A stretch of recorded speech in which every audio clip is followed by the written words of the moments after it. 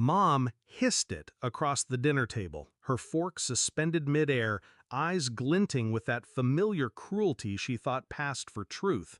I set my glass down, calm, controlled. Then ask her, I said evenly, to return the $80,000 I gave you since college. The silence was instant. Even Dad dropped his fork. Katie, the chosen one, my younger sister, the golden child with the ready smile, the easy charm. She was the daughter my parents had always wanted. I was the placeholder, the workhorse, the one who kept the lights on while she floated through her 20s chasing internships, unpaid gigs, failed startups. And when the bills piled up, they came to me. Just until she finds her footing, Mom had said. Family helps family, Dad had added. I wired tuition payments, covered rent, cleared debts. Every dollar I earned while grinding through 12-hour days, I funneled into their pleas. 80,000. I counted once, late at night, staring at my drained savings account. $80,000 gone. And still, they looked at me with disappointment. Still, Katie could do no wrong. The shift came one afternoon when I found out she'd bought herself a car. Not just any car, a glossy new SUV. I'd assumed she was drowning in debt. That was the story they fed me. But when I asked, Katie laughed, tossing her keys in the air. "Oh, Dad co-signed. Mom said you wouldn't mind helping if anything went wrong." That's when I saw it clearly. I wasn't a sibling. I was an ATM, a convenient shadow, and they didn't expect me to question it. I didn't explode. I didn't scream. I stored it away, quiet as stone. That night I pulled out every bank transfer, every check image, every receipt. I built a timeline, dates, amounts, memos. And I planned. Revenge, I realized, didn't need fire. It needed paper, proof, precision. Step 1, I stopped paying. No explanations, no arguments, just silence. When the calls came, Mom's voice shrill, Dad's tone tight with anger, I let them go to voicemail. Katie texted me half-hearted thank yous, then angry demands. I ignored them all.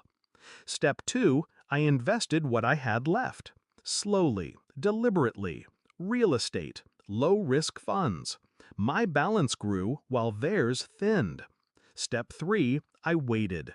Because people like them always overreach, always assume the well is endless. And tonight, it finally snapped. Katie had announced her promotion, director of something vague, wearing a dress that screamed money. Mom toasted her, pride radiating like a spotlight. Dad nodded approval. Then Mom turned to me. "You should be happy for your sister. Not everyone can be as successful as she is. You're just bitter." That was the moment.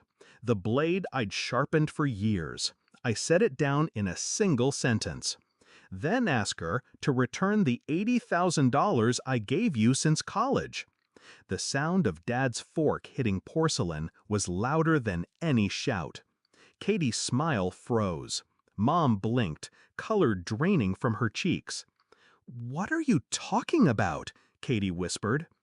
I slid a folder across the table. Neat, organized. Every transfer, every payment.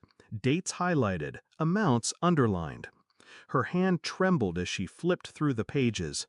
That's not... "It is," I cut in, my voice steady.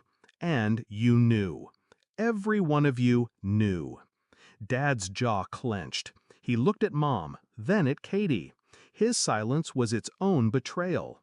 Katie shoved the folder away, cheeks burning. "You didn't have to. No one asked." I leaned in, eyes on hers. "You all asked. Every time you said, 'family helps family,' what you meant was me." The air was thick, heavy, the kind of silence that suffocates.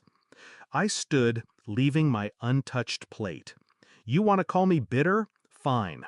But I built myself without applause, without vacations, without cosigns.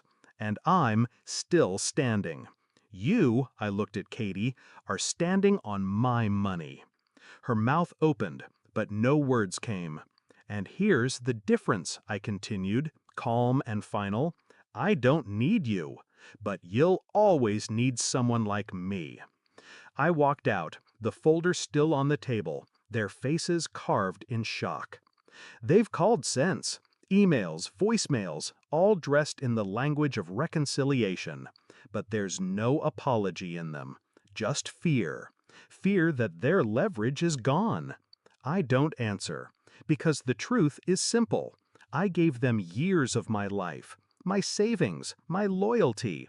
And they called me bitter. Now, I give them silence. And silence, I've learned, is more expensive than $80,000.